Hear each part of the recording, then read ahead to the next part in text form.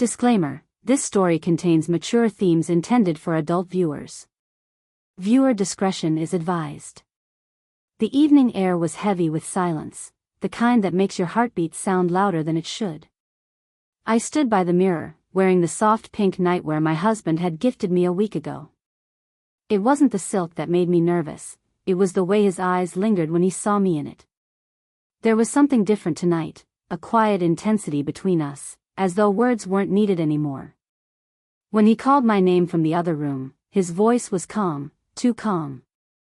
I felt a strange mix of curiosity and warmth rising inside me. The house lights were dim, golden reflections brushing against the walls like candlelight memories.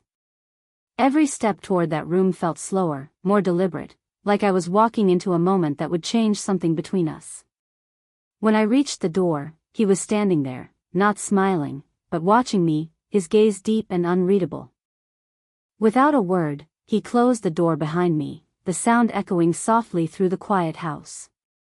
My breath caught. I could hear my heartbeat in my ears, feel the air thicken with something I couldn't quite name, something between trust and surrender. He walked closer, his presence wrapping around me like warmth after winter. I didn't know what he was thinking, but his silence spoke louder than words ever could. And just as I thought I understood what he wanted to say, he leaned in, whispered something I'll never forget. What he said next changed everything between us. For a moment, I couldn't move. The room felt smaller, the air heavier. His whisper still echoed in my mind, soft, low, but carrying a weight that stirred something inside me.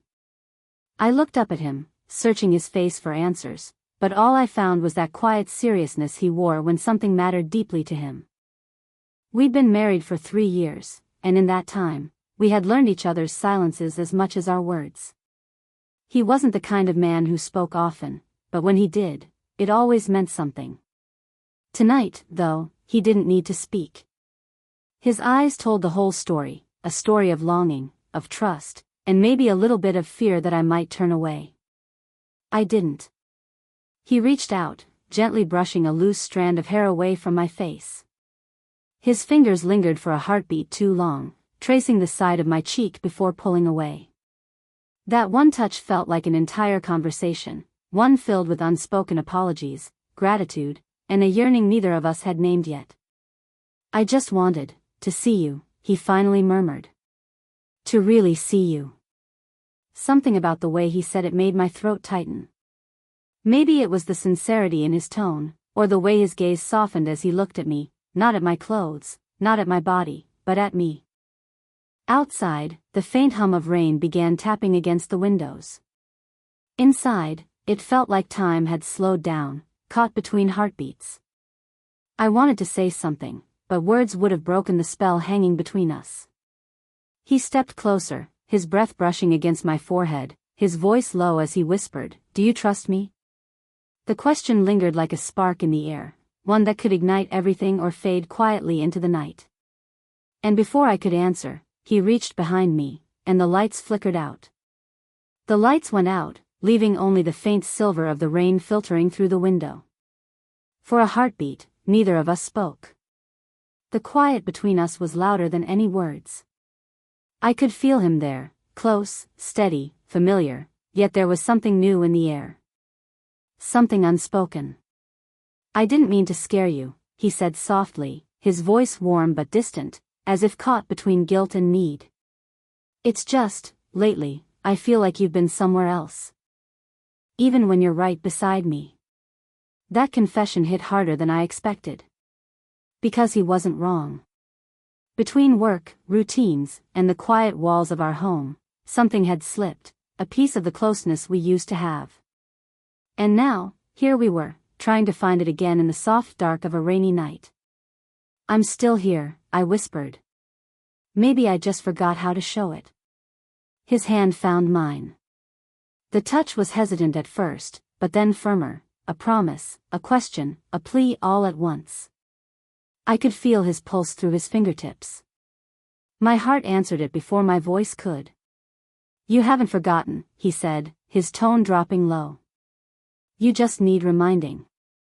The words sent a quiet shiver through me, not from fear, but from the raw truth behind them. It wasn't about control or possession. It was about connection, two souls who had lost their rhythm and were searching for it again, one glance, one heartbeat at a time. The thunder rolled outside, a slow growl of distant sound. For a moment, the flash of lightning lit his face, the faint sadness in his eyes, the longing he was too proud to admit. There was something else behind that look. Something deeper. He finally said it, barely audible. There's something I've been hiding from you. My breath caught. Before I could speak, he stepped back, his face half in shadow. You deserve to know, he whispered. But not tonight. And just like that, he turned away, leaving me standing there in the half-dark, heart racing, mind spiraling with questions that had no answers, yet. The silence stretched on after his words, thick as the air before a storm. The rain had turned steady, whispering against the windows like a secret trying to be heard. I stood still, unable to move, watching his shadow as he turned away from me, torn between wanting answers and wanting him to stay close. Why not tonight? I finally asked, my voice trembling. He stopped, shoulders tightening just slightly. Because once I tell you, nothing will be the same again. His tone wasn't cold, it was aching. And that ache pulled me toward him like gravity itself. My bare feet touched the cool wooden floor as I crossed the room, step by slow step.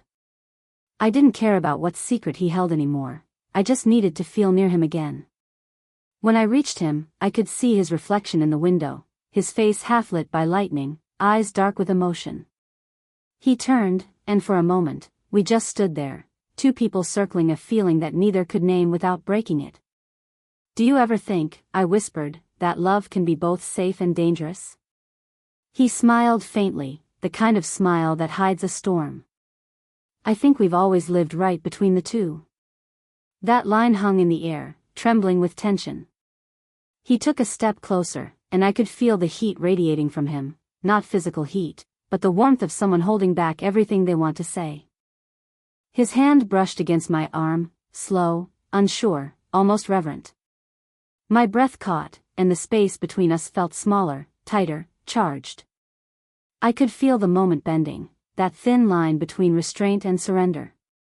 Every heartbeat felt louder than the rain. Every second felt like a choice neither of us dared to make.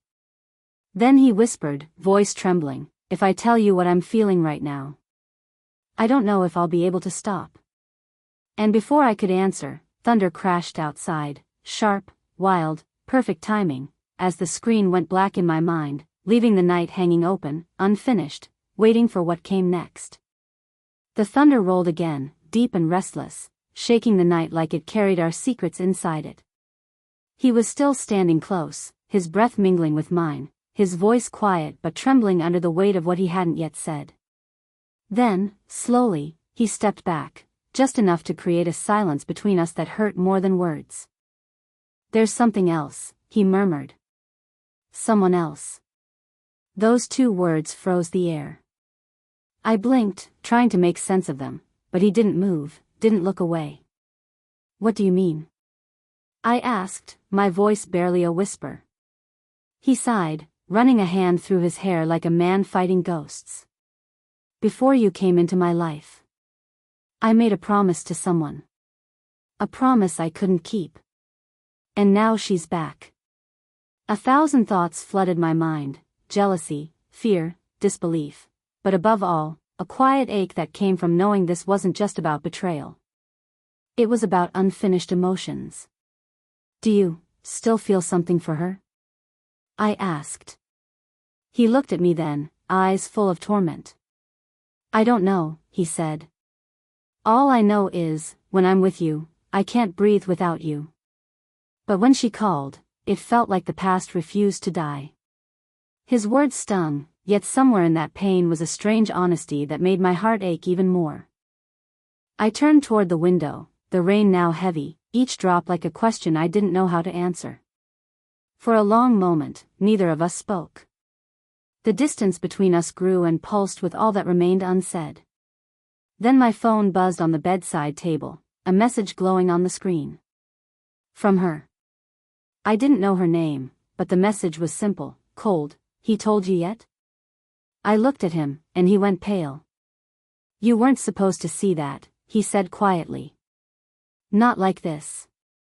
My hands trembled as I put the phone down. "Then tell me, right now," I said, my voice breaking but firm. "Tell me what you're hiding before this turns into something we can't come back from." He hesitated, the lightning flashing again, casting his shadow tall and dark across the wall. "Finally," he said, "she's not just someone from my past. She's someone I thought was gone, forever." I took a step back, my heart thundering louder than the storm outside. "What do you mean, gone?" He swallowed hard. "Because 3 years ago, I thought she died." And in that moment, the air left the room. The storm outside screamed. The candle flickered. And somewhere between disbelief and heartbreak, I realized this night was only the beginning. The storm raged harder, as if it had been waiting for his confession to break free. The words, "I thought she died," hung in the air like smoke that wouldn't clear. My pulse pounded in my ears, and my thoughts twisted between fear, confusion, and the ache of love that refused to vanish. "What do you mean you thought she died?" I asked, my voice trembling. He turned away, gripping the edge of the dresser as if steadying himself. "Before we met, I was in an accident," he began. "She was with me that night. Everyone told me she didn't make it. I believed them, until last week." Lightning flashed, his reflection appeared in the mirror, pale and shaken. "She sent me a message," he continued quietly. "A photo of us. Said she wanted to meet. Said she'd been waiting for me to remember." I stepped closer, my heart breaking and burning all at once. "And you went?" He hesitated before nodding. "Yes. But when I saw her, she wasn't the same. It was like looking at a shadow of who she used to be. She said she forgave me, but her eyes..." He stopped, swallowing hard. "Her eyes looked at me like she wanted me to suffer." My hands shook. "So why didn't you tell me before?" He turned then, eyes glistening with regret. "Because I didn't want you to see the part of me that still wonders if she's real. Or if she's something else entirely." The thunder cracked again, shaking the windows. The power flickered once, then went out. Darkness swallowed the room, leaving only the faint glow of the storm outside. In that dim light, I saw movement, a shape behind him, near the window. A woman's silhouette. I gasped. "Behind you." He turned quickly, but there was nothing, just the curtain swaying in the wind. Still, the chill in the air deepened. My heart raced. And when he looked back at me, I saw something in his eyes, something that made my breath stop. "Tell me you saw her too," he whispered. Before I could answer, a faint sound echoed through the house, a woman's voice, soft and broken. "You promised you'd never forget me." The lights flickered back on, but the window stood wide open. And in the reflection of the mirror behind us, she was smiling. When the lights came back, the room felt different, like the air itself had shifted. The rain had slowed, falling softer now, like a sigh after hours of tears. My husband stood frozen by the mirror, his eyes fixed where the reflection had been. But she was gone. Only the faint echo of her voice seemed to linger, that haunting promise from the past. For a long moment, neither of us moved. Then he turned to me, face pale but calm, as if something heavy had finally lifted from his soul. "She's gone," he whispered. "I think she just wanted to be remembered." I stepped closer, reaching for his hand. His fingers were cold, trembling slightly, and when I held them, he let out a deep, uneven breath, the kind that carries both grief and relief. "We can't change what happened," I said softly. "But we can forgive what came before it." He nodded, eyes meeting mine, tired, but full of something pure again. For the first time in what felt like forever, there was no wall between us. Just two people standing in the quiet, rebuilding from the storm. Outside, the last crack of thunder faded into silence. The candle on the table flickered one final time before settling into a steady flame. He drew me closer, and I leaned against him, hearing the rhythm of his heart, strong, uneven, human. Sometimes love isn't about forgetting the past. It's about learning to carry it without letting it break you. He kissed my forehead gently, whispering, "Thank you for not letting go." And as we stood there, the rain easing, the world turning quiet again, I realized that maybe the ghost wasn't there to haunt us. Maybe she came to remind us what real love costs, and what it's worth. The storm outside faded completely, leaving only peace behind. And for the first time in years, I felt it, home.